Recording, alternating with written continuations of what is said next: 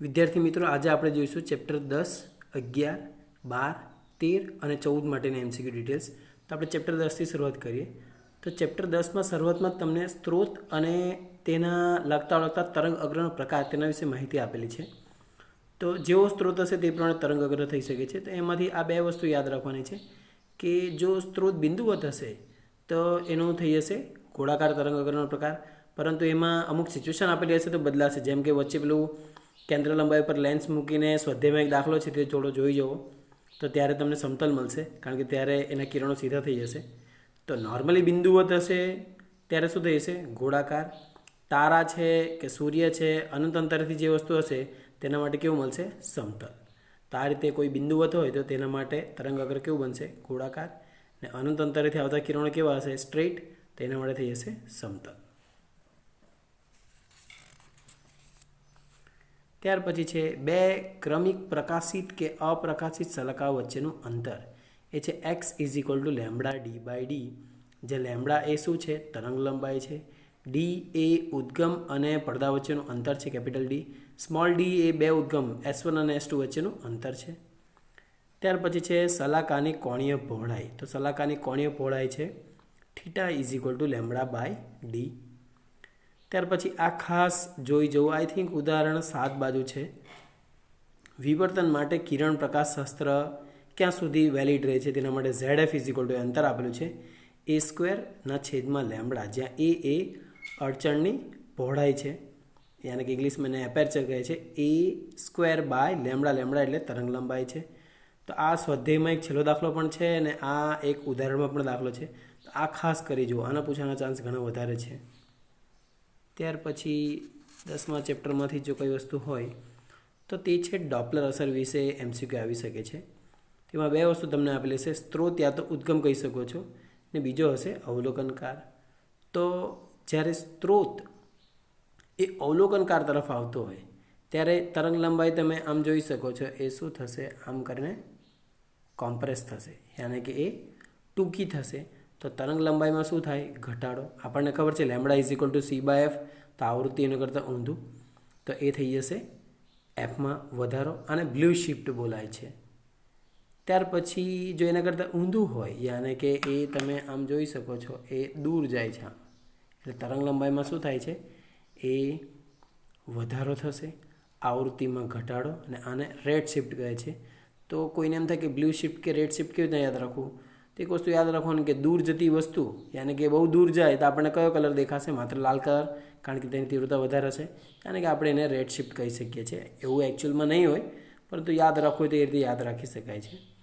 જો ઉદ્ગમ અવલોકનકારથી દૂર જતો હોય ત્યારે વેગ v કેવો મળશે? ધન મળશે. આ બધા કન્વેન્શન છે, તે તમારે યાદ રાખવા પડશે. તો આ રીતે ડોપલર અસર પણ તમે યાદ રાખી શકો છો. ત્યાર પછી છે ચેપ્ટર 11. તો ચેપ્ટર 11માં શરૂઆત જ થાય છે ધાતુનું કાર્યવિધેયથી, કે ધાતુમાંથી જો મારે ઇલેક્ટ્રોન કાઢવા હોય તો તેને આપવી પડતી લઘુત્તમ ઉર્જાને ધાતુનું કાર્યવિધેય કહે છે, જેને φ0 વડે દર્શાવાય છે. તો φ0 બરાબર સૂત્ર છે φ0 = hf0, જ્યાં h એ પ્લાન્કનો અચળાંક છે અને f0 એ થ્રેશોલ્ડ આવૃત્તિ છે. લઘુત્તમ કાર્યવિધેય સીઝિયમ ધાતુનું છે, મહત્તમ પ્લેટિનમનું. આ પણ જૂનામાં પૂછાઈ ચૂકેલું છે, તો મહત્તમ પૂછી શકાય તેવું છે. કોઈ પણ ફોટોનની ઉર્જા તો એ E = hf વડે આપી શકાય છે, જ્યાં h એ પ્લાન્કનો અચળાંક છે, f આવૃત્તિ છે. જ્યારે ફોટોનની સંખ્યા ગણવાની હશે ત્યારે તમારે સૂત્ર વાપરવું પડશે E = nhf, જ્યાં n એ ફોટોનની સંખ્યા છે, અથવા ઉદાહરણ 1માં આપેલું છે n = p/e, જ્યાં p એ પાવર છે ને E એ ઉર્જા છે.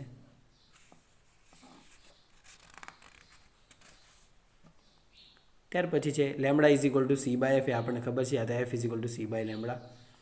સ્ટોપિંગ પોટેન્શિયલ માટે EV0, યાને કે E એટલે ઇલેક્ટ્રોનનો વિદ્યુતભાર, V0 યાને કે સ્ટોપિંગ વોલ્ટેજ = 1/2 mv² પણ તમે લઈ શકો છો. એના બરાબર 2-3 સૂત્ર બી છે. 1/2 mv² = hf - φ0, પછી તમે φ0 ની જગ્યાએ hf0 બી મૂકી શકો છો. 1/2 mv² ની જગ્યાએ EV0 પણ મૂકી શકો છો. એ સૂત્ર એકનું એક જ છે, પણ અલગ અલગ રીતે એનો ઉપયોગ થઈ શકે છે. એફની જગ્યાએ c/λ પણ મૂકી શકો છો. ત્યાર પછી છે ચેપ્ટર 11માં દ બ્રોગલી તરંગ લંબાઈ. તો દ બ્રોગલી તરંગ લંબાઈમાં લેમ્બડા ઇઝ ઇક્વલ ટુ આપણને ખબર છે h/p, જ્યાં p is equal two m into v વેગમાન છે, દળ ગુણ્યા વેગ. જો કોઈ વોલ્ટેજ આપેલો હોય તેના માટે તમને તરંગ લંબાઈ હોય તો lambda is equal two h/√2m e v, જ્યાં m એ દળ છે, e એ ઇલેક્ટ્રોનનો વિદ્યુતભાર છે ને v એ વોલ્ટેજ છે. ev ઇલેક્ટ્રોવોલ્ટ તેને ઉર્જા તરીકે યાની કે ગતિ ઉર્જા તરીકે બી લઈ શકાય છે. તો સૂત્ર થઈ જશે lambda is equal two h/2mk.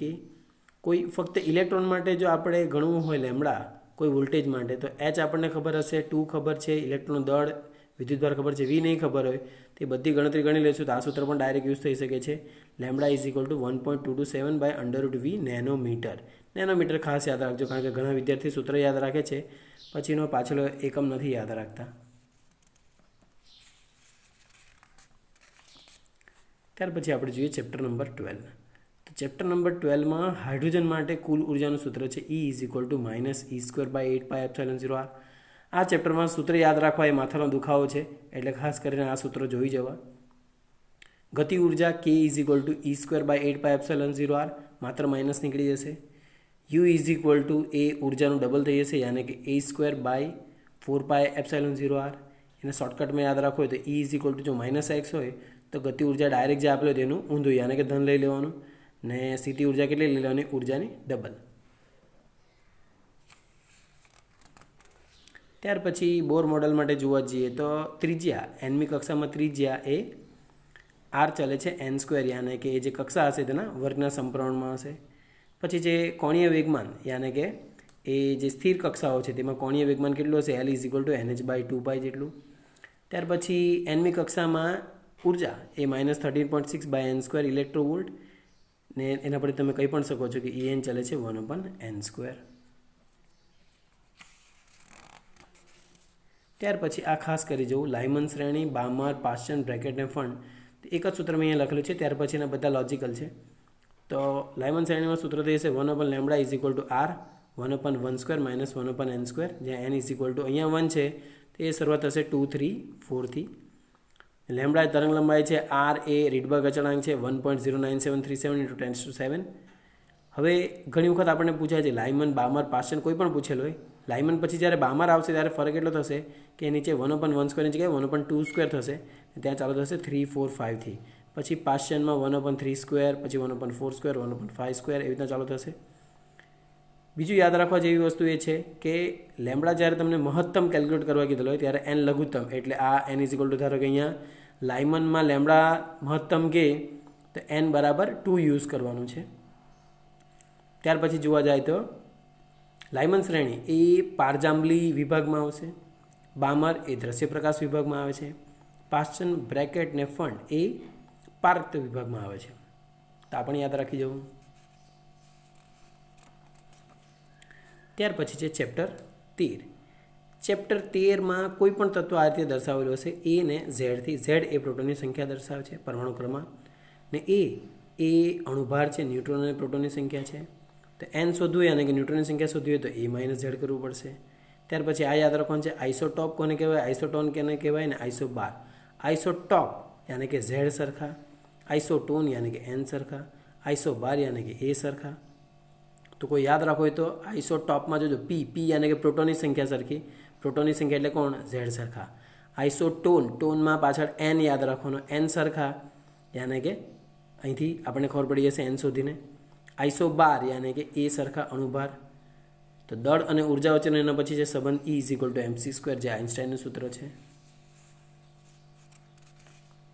ત્યાર પછી છે ન્યુક્લિયસની ત્રિજ્યા. તો ન્યુક્લિયસની ત્રિજ્યા r is equal two r0a⁻1/3, જ્યાં r0 અચળાંક છે 1.2 યા તો 1.1 × 10⁻15 મીટર, યા તો તમે ફર્મી કહી શકો છો. એ અણુભાર છે. ત્યાર પછી છે દળ ક્ષતિ. દળ ક્ષતિ થઈ જશે Δm is equal two ZMP + NMN - m, જ્યાં Z એ પ્રોટોનની સંખ્યા, n એ ન્યુટ્રોનની સંખ્યા, MP એટલે પ્રોટોન દળ, m એટલે ન્યુટ્રોન દળ, m એટલે ન્યુક્લિયસનું દળ. 1U ઇઝ ઇક્વલ ટુ એ થઈ જશે 1 atomic mass unit, 1U is equal two 1.67 × 10⁻27 kg પ્રોટોનનું દળ. 1U ઇઝ ઇક્વલ ટુ ઉર્જામાં કન્વર્ટ કરવું હોય તો 931.5 મેગા ઇલેક્ટ્રો વોલ્ટ. ત્યાર પછી છે activity R is equal to N lambda. તેનો એકમ છે બેક્વેરલ અથવા curie. Becquerel is equal to 1 વિભંજન પર second. 1 curie is equal to 3.7 into 10⁻10 વિભંજન પર સેકન્ડ. આ ખાસ જોઈ લેવું, ચોપડીમાં જોઈ લેજો. હું લગભગ તો શ્યોર જ છું, પણ તો પણ એકવાર આંકડો જોઈ લેજો. ત્યાર પછી છે અર્ધ આયુ.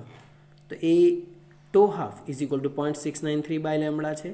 એનું એક બીજું સૂત્ર જે ખાસ યુઝ થાય છે n/n0, યાની કે કેટલો ભાગ અવિભંજિત રહ્યો છે તે ગણવું હોય તો n/n0 is equal to 1/2 t by to half. જ્યાં ટી એ સમય છે ને ટો હાફ એ અર્ધ આયુ છે. સરેરાશ આયુ ટો ઇઝ ઇક્વલ ટુ 1 લેમ્બડા રહેશે. ત્યાર પછી રિએક્ટરમાં ખાસ જોઈજો મોડરેટર તરીકે શું વપરાય છે, શીતક તરીકે શું, ને નિયંત્રક સળિયા તરીકે શું છે. તો મોડરેટરનું કામ ન્યુટ્રોનને સ્લો પાડવાનું છે. તેમાં H2O યાની કે પાણી, D2O ભારે પાણી અને ગ્રેફાઇટનો ઉપયોગ થાય છે. શીતકનું કામ છે એને ઠંડુ રાખવાનું છે. તેમાં H2O પીગાળેલી સોડિયમ ધાતુ અને અમુક વાયુઓનો ઉપયોગ થાય છે. નિયંત્રક સળિયાનું કામ છે કે ગુણક જે મલ્ટિપ્લિકેશન ફેક્ટર યાની કે મલ્ટિપ્લિકેશન ગુણકાંક છે તેને 1 જેટલો રાખવા માટે બોરોન અને કેડમિયમના સળિયાનો ઉપયોગ થાય છે. ત્યાર પછી ચેપ્ટર 14. એમાં શુદ્ધ અર્ધવાહકમાં ઇલેક્ટ્રોન અને હોલની સંખ્યા સરખી હશે તથા Ni², જ્યાં I એ આયન છે, Ni² is equal two Ne into NH, યાની કે ઇલેક્ટ્રોન ગુણ્યા હોલની સંખ્યા. એન ટાઈપમાં મુખ્ય વિદ્યુતભાર વાહકો તરીકે ઇલેક્ટ્રોન હશે અને ગૌણ વિદ્યુતભાર વાહકો તરીકે કોણ હશે? હોલ. પેન્ટાવેલેન્ટ અશુદ્ધિ ઉમેરવાથી એન ટાઈપના અર્ધવાહકો બનશે. તેમાં ઉદાહરણ તરીકે આર્સેનિક અને ફોસ્ફરસ યાદ રાખવાનું છે. પી ટાઈપમાં મુખ્ય વિદ્યુતભાર વાહકો તરીકે હોલ હશે, ગૌણ વિદ્યુતભાર વાહકો તરીકે ઇલેક્ટ્રોન હશે. ટ્રાવેલેન્ટ અશુદ્ધિ છે તેમાં એલ્યુમિનિયમ, બોરોન અને ઇન્ડિયમ. ત્યાર પછી તમને ઇનપુટ આવૃત્તિ એફ આપેલી હોય લાઈક 25 હર્ટ્ઝ કે 50 હર્ટ્ઝ કે કંઈ પણ, તો અર્ધ તરંગમાં એની આઉટપુટ આવૃત્તિ હંમેશા એટલી ને એટલી જ રહેશે અને પૂર્ણ તરંગમાં એ ડબલ થઈ જાય.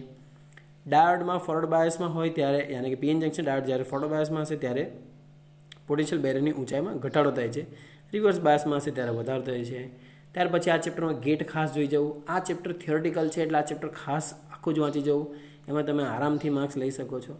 એટલે ગેટ કોઈ જોવું હોય તો મારા ગેટના વિડીયો છે તે તમે જોઈ શકો છો. આભાર.